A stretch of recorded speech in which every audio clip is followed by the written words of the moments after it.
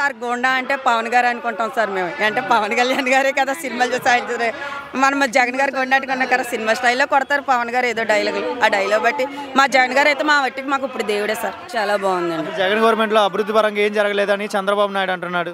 అభివృద్ధి పరంగా జరగడానికి ఏంటంటే అతను 9 పథకాలే పెట్టాడు నవసకమైన, కానీ అతను 32 పథకాలు అమలు చేశాడండి. ప్రతి పథకం కూడా అమలు జరుగుతూనే ఉంది. ఆడపడుచులందరికీ ఇళ్ల స్థలాలు ఇచ్చారండి. ఇళ్ల స్థలాలు తగ్గట్టుగా లోన్లు ఇచ్చారు. ప్రతిదీ ఇంటింటికి రేషన్ ఇచ్చారండి. మొత్తం ప్రతిదీ కూడా వాలంటీర్ వ్యవస్థ ద్వారా గడప గడపకి ప్రతి దిక్కున కూడా లబ్ధి జరుగుతుంది సార్. ప్రతి దిక్కున మేలే జరిగిందండి జగన్ గారు వచ్చాక. ఇప్పుడు చూస్తున్నట్లయితే జగన్ చెల్లి షర్మిల కాంగ్రెస్లో జాయిన్ అవుతుందని అంటున్నారు. జాయిన్ అవుతే జగన్కి ఏమైనా ఇబ్బందికరంగా ఉండిద్ది, ఎఫెక్ట్ ఏమైనా ఉండిద్ది అంటారా? ఇబ్బంది ఏముంది సార్, జగన్ గారితో ఓడితో జనం ఉన్నారు సార్. జనం అందరికీ మేలే చేశాడు. షర్మిల గారు అంటే మాకు తెలియదు, కానీ జగన్ గారికి అంతా ప్రభుత్వం అంతా లబ్ధి మాకు మంచిగా జరిగింది. జగన్ గారు వెనకాల జనం ఉండగా మాకు అందులో ఇబ్బంది ఉంది. ఇప్పుడు చంద్రబాబు నాయుడు పవన్ కళ్యాణ్ పొత్తు పెట్టుకొని వస్తున్నారు, జగన్ ఓడిస్తాను అంటున్నారు. ఎంతవరకు సాధ్యపడిద్ది అంటారు? లేదు సార్, అదేం కుదరదండి. పొత్తు పెట్టుకున్నా ఏదైనా సరే జనంలోకి వచ్చి జగన్ చేశారండి. అందరికీ పరిపాలన అంతా జగన్ ద్వారా లబ్ధి జరిగింది సార్. ప్రతి స్కీమ్లో కూడా ప్రతి ఒక్కరికి కూడా పేదోడు అన్నవాడే అభివృద్ధి చెందాడండి. ఇక్కడ పేదోడికి ప్రతిదీ మేలు జరిగింది సార్. ఇక్కడ పవన్ కళ్యాణ్ ఇక్కడ గెలుస్తాడని ఇక్కడే జెండా ఎగిరిద్ది అంటున్నాడు కాకినాడలో. దాని గురించి ఏం చెప్తారు? పవన్ కళ్యాణ్ జెండా ఎగిరినా సరే జగన్ జెండా ఎగురుతుందండి. ఇక్కడ పవన్ కళ్యాణ్ అంటున్నాడు గెలుస్తాను నేను ఇక్కడ. సార్ గెలుస్తారు, కానీ గెలిచిన తర్వాత చేసిన లబ్ధి అంతా జగన్ గారి వల్ల జరిగిందండి. జగన్ గారు ప్రతిదీ కూడా ప్రతి స్కీమ్ కూడా అమలు చేసి ప్రతి స్థాయిలో కదా ప్రతి పథకంలో కూడా ముందడుగులో ఉన్నారు సార్ జగన్ గారు. ఈ పథకాల వల్ల సోమరపోతులు అవుతున్నారు అంటున్నారు సార్. సోమరపోతులు అవడానికి ఏంటి సార్, ముందు గెలిచారు. ఎవరైనా సరే ప్రజలకు ఏ రోజైనా సరే అండగా కట్టి ఉన్నారు సార్. ప్రతి పథకంలో కూడా జగన్ గారు ఇచ్చి ప్రతి పథకం అమలు చేసి ప్రతి పథకంలో కూడా ముందుకు నిలబెడుతున్నాం సార్. ఆ సోమరపోతులు కాదండి, చేయూత ఇస్తున్నారు సార్.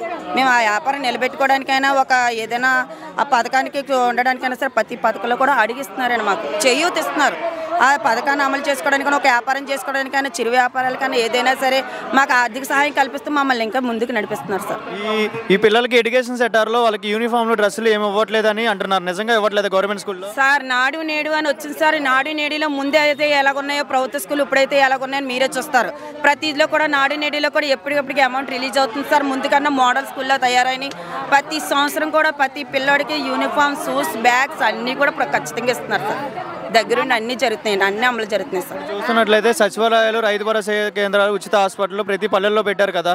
ఈ అన్ని కోట్లలో పెట్టి కోట్లు తెచ్చి ఇలా చేస్తున్నారు, రాష్ట్రానికి అప్పు తీసుకొస్తున్నాడని చంద్రబాబు నాయుడు అంటున్నాడు. అప్పు తీసుకురావడం ఏంటి సార్? ప్రతి పథకం కూడా ప్రతి పథకంలో కూడా రైతు అన్నవాడు బాగుపడుతూనే ఉన్నాడు సార్. రైతు భరోసా కింద సంవత్సరానికి 6,000 స్కీమ్ ఇస్తున్నాడు. రైతు అసలు ఎక్కడా కూడా ప్రతి పథకానికి కూడా రైతు భరోసా పెట్టి 13,500 ఇస్తున్నారు సార్. రైతును కూడా బాగు చేసి ఇక్కడ రైతు అన్నదానికి ఎటువంటి ఆటంకం లేకుండా మన బతుకు తెరకి మనకు పండించే ధాన్యానికి రైతుకు చాలా వాల్యూ ఇస్తున్నారు సార్. పవన్ కళ్యాణ్ అంటున్నాడు వైసీపీ గొండలారా మీ అంత చూస్తాను అంటున్నాడు. ఎంతవరకు ఈ మా డైలాగ్ కరెక్ట్ అంటారు? సార్ గోండా అంటే పవన్ గారు అనుకుంటాం సార్ మేము. అంటే పవన్ కళ్యాణ్ గారే కదా సినిమాలు చూసి ఆయన మనం జగన్ గారు గొండాటుకున్నా కదా సినిమా స్టైల్లో కొడతారు పవన్ గారు ఏదో డైలాగులు. ఆ డైలాగ్ బట్టి మా జగన్ గారు అయితే మా వట్టికి మాకు ఇప్పుడు దేవుడే సార్.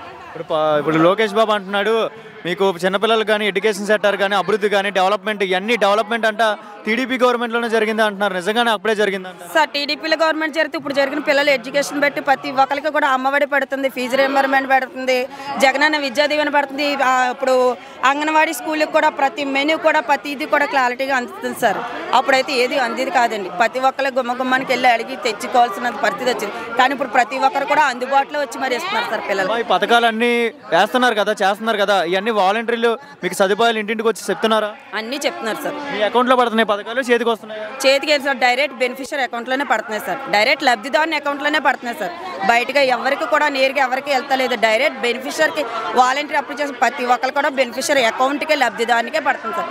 జగన్ నాయకత్వం చాలా బాగుంది సార్. ఇప్పుడు చూస్తున్నట్లయితే జగన్ గారికి వ్యతిరేకంగా పవన్ కళ్యాణ్, చంద్రబాబు నాయుడు, ఈవెన్ వాళ్ళ సొంత చెల్లి షర్మిల కూడా ఎవరు లేరు, సపోర్ట్ లేదు, ఏమీ లేదు. అందరూ ఇండివిజువల్గా వస్తున్నారు అండ్ పొత్తుతో కూడా అటాచ్మెంట్ అయ్యి ఉన్నాయి. సో జగన్ గారు ఒక్కలే ఉన్నారు, మరి ఎలా అంటారు? ఎందుకు ఒక్కలేగా ఇలాగా ఉండిపోయారని ఏమైనా చెప్తారా? సార్ సింహం ఎప్పుడు సింగిల్గానే వస్తుంది. జగన్ పందులు గుంపులుగా రావు. మా జగన్ ఎప్పుడు సింగిల్గా సింహంలా పోరాడతారు సార్. జగన్ వెనకాల మేము ఉన్నాం సార్. జగనే కావాలి సార్. మాకు జగన్ ప్రభుత్వమే బాగుంది. జగనే రావాలి. జై జగన్ సార్.